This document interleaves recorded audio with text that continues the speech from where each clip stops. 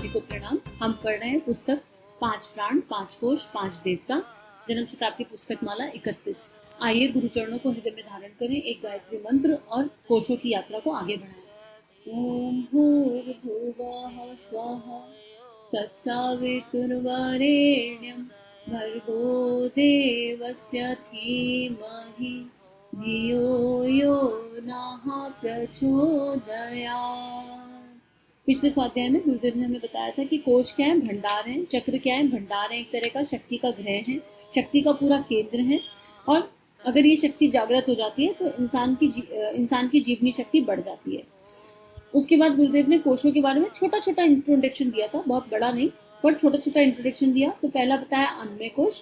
गुरुदेव ने कहा अन्नमय कोश को अगर जो है जागृत करना है, अन्नमय कोश का जो चक्र है वो है नाभि चक्र, और अन्नमय कोश पर काम करने के लिए हमको प्राणायाम करना पड़ेगा, हमको ध्यान करना पड़ेगा। उसके बाद गुरुदेव ने बताया खाने पीने का ध्यान रखना पड़ेगा। दूसरा प्राणमय कोश। प्राणमय कोश जो है अगर हमें ठीक करना है तो हमें मूलाधार चक्र पर केंद्र अपना ध्यान रखना पड़ेगा, केंद्रित करना पड़ेगा ध्यान, और मूलाधार चक्र की एनर्जी को वासना और लिप्सा में, संभोग में खर्च नहीं करना है। उस एनर्जी को जो है संभाल के रखना है, उस एनर्जी को ट्रांसफॉर्म करना है।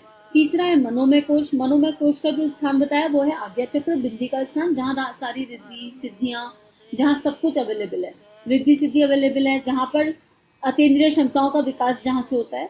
और चौथा कोश बताया आनंदमय कोश, जिसका जो केंद्र है वो है हृदय चक्र। और आनंदमय कोश के जागरण के साथ वसुधैव कुटुंबकम का भाव जागृत हो जाता है, मन हमेशा प्रेमपूर्ण हो जाता है, आत्मा और परमात्मा का मिलन हो जाता है। अब गुरुदेव आज बात करें 5वें कोश की, वो है विज्ञानमय कोश। इसका केंद्र है सहस्त्रार चक्र। सहस्त्रार अर्थात क्राउन चक्र, जो शिखा स्थान होता है ना, उसको सहस्त्रार चक्र बोलते हैं। सहस्त्रार चक्र ऐसा है कि आदमी के भीतर जितना भी काम चल रहा है यह ऑटोमेटिक चल रहा है।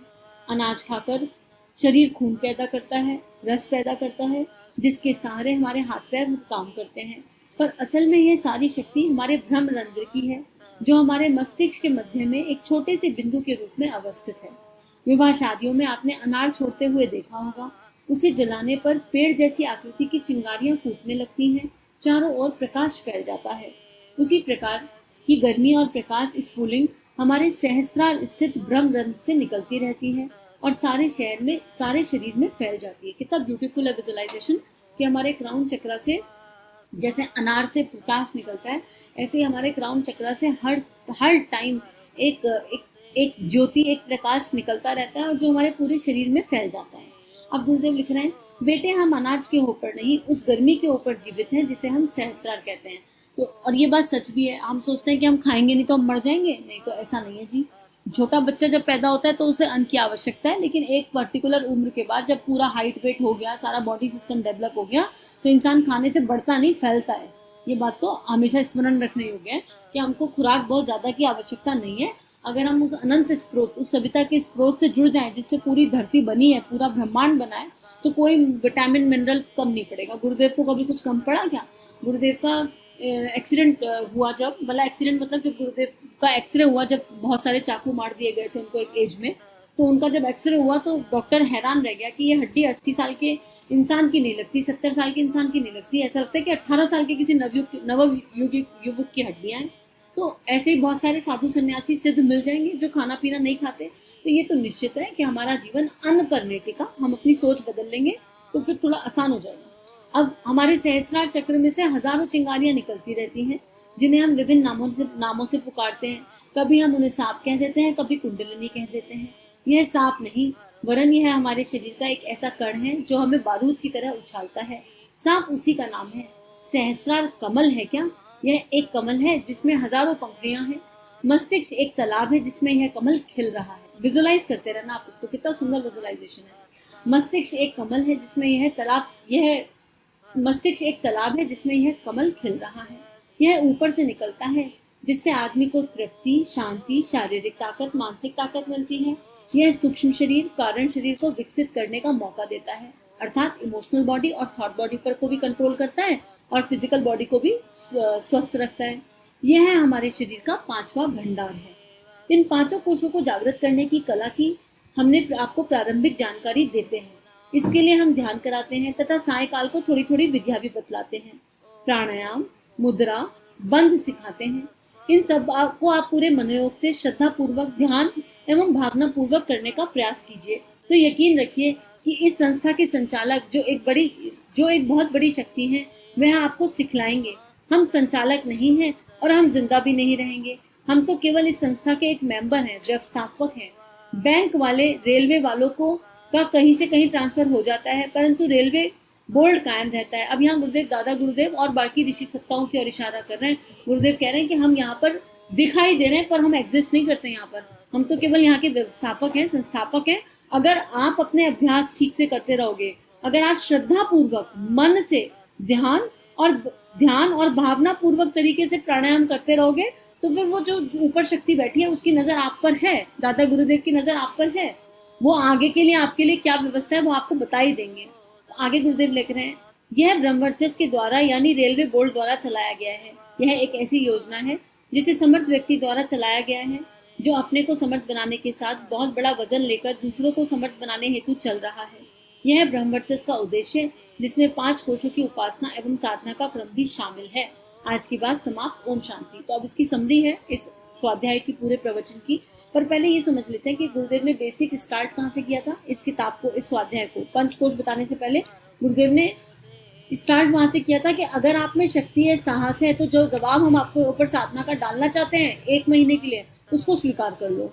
अपनी जीवा पे कंट्रोल कर लो, अपनी वाणी को खाने के लिए भी और बोलने के लिए भी कंट्रोल कर लो। अपनी इंद्रियों को अंतर्मुखी बना लो, संयमित जीवन, एक ऑर्गेनाइज जीवन शैली जी लो। अगर आप ये सब करने को तैयार हो तो इस यात्रा पे चलो, नहीं तो अपनी 21-11-5 माला जो कर रहे हो उसे करके खुश रह लो। वहां से गुरुदेव ने हमें स्मरण कराया था, वहां से यात्रा शुरू कराई।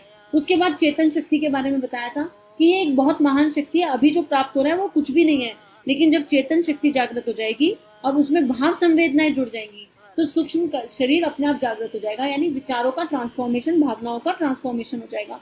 फिर गुरुदेव ने हमें 5 कोश समझाए। अब आगे इसकी समरी को पढ़ लेते हैं कि पंचकोशीय साधना का मूल उद्देश्य क्या है, इसको जान लेते हैं। पंचकोशीय साधना सूक्ष्मदर्शी ऋषियों ने अपने योग बल से जाना कि मनुष्य शरीर में 5 प्रकार के व्यक्तित्व, 5 चेतना, 5 तत्व विद्यमान है। इन्हें 5 कोश कहते हैं। शरीर 5 तत्वों का बना है। इन तत्वों की सूक्ष्म चेतना ही पंचकोश कहलाती है। 5 तत्व हमें सबको पता है, फायर, एयर, स्काई, अर्थ और वाटर। ठीक है, ये 5 तत्व हमारे भीतर है। यह पांचों पृथक पृथक होते हुए भी एक ही मूल केंद्र में जुड़े हुए हैं। गायत्री के 5 मुखों का अलंकार इसी आधार पर है। मानव प्राणी की 5 प्रकृतियां हैं, यही गायत्री के 5 मुख हैं। यह 5 मुख एक ही गर्दन पर जुड़े हुए हैं। इसका तात्पर्य यह है कि 5 कोश एक ही आत्मा से संबंधित हैं। 5 कोश को मनुष्य की पंचधा प्रकृति कहते हैं। 1 शरीर, 2 गुण, 3 विचार, 4 अनुभव और 5वां सत्य। इन 5 चेतनाओं को ही अन्न में, प्राण में, विज्ञान में, मनो में और आनंद में कोश कहा जाता है। यही गायत्री के 5 मुख हैं। साधारणता इन 5 तत्वों में एक स्वरता नहीं होती, कोई किधर को चलता है, कोई किधर को चलता है। स्वास्थ्य, योग्यता, बुद्धि, रुचि और लक्ष्य में एकता न होने के कारण मनुष्य ऐसे विलक्षण कार्य करता रहता है जो किसी दिशा में उसे चलने नहीं देते। अब यहाँ गुरुदेव ये बताना चाह रहे हैं समरी में कि हमारी एनर्जी डिस्टर्ब है, मतलब हमारे ये जो 5 कोश हैं, ये जो सारे चक्र हैं, ये अलाइंड नहीं है, और तीनों शरीर ये अलाइंड नहीं है। मन कुछ सोच रहा है, विचार कुछ कर रहा है, कर्म कुछ कर रहा है। तो अगर इनका अलाइनमेंट नहीं होगा तो शक्ति केंद्रित नहीं होगी, और शक्ति केंद्रित नहीं होगी तो जिस बारूद की गुरुदेव बात कर रहे थे कि बारूद भर के गोली चलाओ तो वो निशाने पे लगनी चाहिए, पर वो कब लगेगी। अब मान लो गोली चलाई और बारूद बिखर गया, थोड़ा राइट गया, थोड़ा लेफ्ट गया, थोड़ा धूल में उड़ गया, तो उसका क्या ही लाभ है। तो अल्टीमेटली जो चंद्रायन साधना गुरुदेव ने बताई, जो साधनाएं गुरुदेव बता रहे हैं, उनका एक ही उद्देश्य है कि हमारी ये 5 शक्ति, हमारे 5 कोश, हमारे सारे चक्र अलाइन हो जाए और एक ही लक्ष्य की ओर चले, विभिन्न नहीं। मेरा दिल तो ये सोच रहा है मुझे छोले भटूरे खाने, मेरा ब्रेन कह रहा है नहीं chole bhature are not good for health, right, और शरीर जाके दाल चावल खाया है।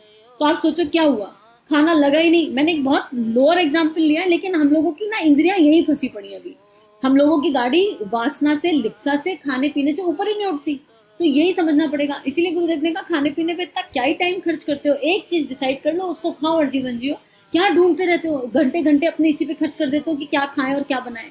और फिर गुरुदेव ने स्वास्थ्य के लिए बात करी थी कि अपनी एनर्जीज को इन चीजों में, व्यर्थ की चीजों में खर्च मत करो, इनको इकट्ठा कर लो और एक दिशा में केंद्रित कर लो। और अगर दिशा ना समझ में आ रही हो तो एक ही दिशा है, अगर जीवन में गुरु शक्ति है तो उसका कहना मान लो, बस उस पे केंद्रित कर दो कि जो कहा जा रहा है वो करेंगे, भले ही कुछ ना समझ में आए पर जितना कहा जा रहा है वो करेंगे। और इससे बढ़िया तो कुछ ही नहीं है कि कुछ कर रहे हैं और पीछे कोई इच्छा ही शेष नहीं है, बिना इच्छा के कर रहे हैं, केवल इसलिए करें कि गुरु ने कहा है। तो इससे बढ़िया और क्या बात होगी। तो अपनी इच्छा गुरु की इच्छा में ऑटो पायलट मोड पे मिल गई ना।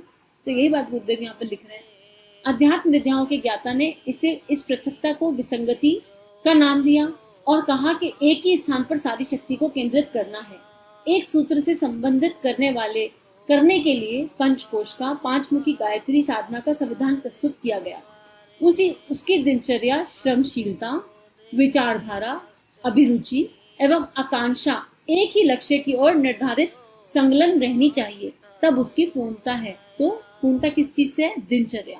मुझे 66 माला का जप करना है लेकिन मैं 9 बजे सो के उठूंगी, हो जाएगा क्या दिन भर में? किसी कीमत में नहीं होगा। मुझे कुछ पर्टिकुलर साधनाएं करनी है पर मैं 10 बजे सो के उठूंगी, नहीं। तो दिनचर्या, श्रमशीलता, मुझे करना है, सोच रहे करना है लेकिन शरीर से नहीं हो रहा, श्रम नहीं करेंगे, हार्ड एफर्ट नहीं लगाएंगे, हो जाएगा नहीं। विचारधारा, करना है लेकिन करें कि नहीं करें, आप कंफ्यूज हैं। अंदर से दिल कह रहा है करना है लेकिन विचार कह रहे हैं अरे अभी तो खाना बनाना है, अभी तो ऑफिस जाना है, अभी तो यहाँ का काम पड़ा है, अभी तो वहाँ का काम पड़ा है। अभिरुचि, मेरी रुचि उस दिशा में है या नहीं है, मेरी आकांक्षाएं कहाँ है, ये सब मिलाकर एक दिशा में केंद्रित हो जाए तब बात बनेगी। अंतिम इसके पैराग्राफ में गुरुदेव लिख रहे हैं, गायत्री की पंचमुखी साधना का उद्देश्य आंतरिक विरोधों को मिटाकर उनमें समरसवरता की स्थापना करना है। आंतरिक संघर्षों की समाप्ति ही एक उपाय है। आंतरिक संघर्ष मतलब भीतरी जो ब्लैक डॉट्स हैं, लोभ, मोह, छल, कपट, माया, आसक्ति, ये सब, इनसे बाहर निकलना पड़ेगा। और ये गुरुदेव हमें लगातार समझा रहे हैं एक ही बात कि इन सारे बंधनों से जो शरीर भाव के, इनसे मुक्त हो जाओ तो इस यात्रा पे चल पाओ। लेकिन अगर हम आसक्ति में, लोभ में, मोह में, कंपैरिजन में, घृणा में, इन्हीं में फंसे रहेंगे तो क्या फिर ये साधना कर पाएंगे। लेकिन अगर ये किताब हम तक पहुंची है तो उसका कोई तो कारण होगा, कोई तो रीजनिंग होगी। तो आज उस रीजनिंग के ऊपर ध्यान दे देते हैं कि अगर गुरुदेव हमसे ये सब कह रहे हैं, अगर वो गुरु शक्ति हमसे ये कह रही है तो उसने हमें कुछ तो देखा है, ये इन्फॉर्मेशन हम तक यूं ही नहीं आई है। तो जिसने भी जिस स्तर पे की है साधना, उसके थोड़ा सा लेवल बढ़ा दो उससे, और उसे थोड़े से ऊपर स्तर पर आ जाओ। आगे गुरुदेव लिख रहे हैं, सत्य का समर्थन एवं पोषण करके उसे इतना प्रबल बना लिया जाए कि असत्य को उससे संघर्ष का साहस ही ना हो। ये लाइन ना बड़ी मजेदार है, दोबारा पढ़ लेते हैं। सत्य का समर्थन, सत्य मतलब भीतर की सात्विकता, सत्य का समर्थन एवं पोषण करके उसको इतना प्रबल कर लिया जाए कि असत को उससे संघर्ष करने का साहस ही ना हो। मेरी अच्छाइयां, मेरा देवत्व इस लेवल पर बढ़ जाए कि असुरता मुझे छू भी ना पाए। जब साधना द्वारा सतोगुण को पर्याप्त मात्रा में बढ़ा लिया जाता है तो फिर असुरता अपने हथियार डाल देती है और शांति की स्थापना हो जाती है। और ये लास्ट टाइम में गुरुदेव ने वही बात लिख दी जो मुंह से बुलवाई। इसी के साथ ही आज का स्वाध्याय समाप्त करते हैं। ये पुस्तक समाप्त हुई। अगले स्वाध्याय में अगली बुक के साथ मिलेंगे। और अब यही प्रार्थना कि ये चंद्रायण तो हम सब लोग चाहे थोड़ा करें, चाहे बड़ा करें, चाहे ज्यादा करें, पर हम सब लोग कर ही रहे हैं, अपने अपने स्तर से कर रहे हैं, लेकिन कर रहे हैं। और गुरु शक्ति का आशीर्वाद हम सभी के साथ है। सभी को प्रणाम। सभी का जीवन गुरु शक्ति के सूक्ष्म सानिध्य में मंगलमय हो।